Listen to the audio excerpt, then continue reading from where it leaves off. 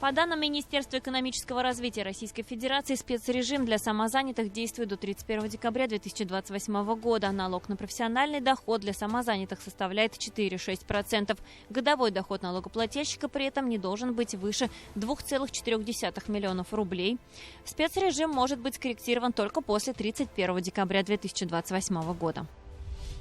Запасов альтероксина достаточно, это подтверждает Минздрав России. Сейчас в стране есть 10 миллионов упаковок этого лекарства, из них около миллиона продаются в аптеках. Минпромторг напомнил, что ажиотажная скупка ведет к искусственному исчезновению товаров с полок. Этого можно избежать, если не сильно закупаться впрок. На кредитные каникулы могут рассчитывать заемщики предприятия малого и среднего бизнеса, которые входят в установленный перечень отраслевой экономики при наличии у них кредита, взятого до 1 марта 2022 года. Максимальный срок кредитных каникул составляет 6 месяцев. Главное условие предоставления кредитных каникул – предприятие должно работать в одной из утвержденных правительством Российской Федерации отраслей.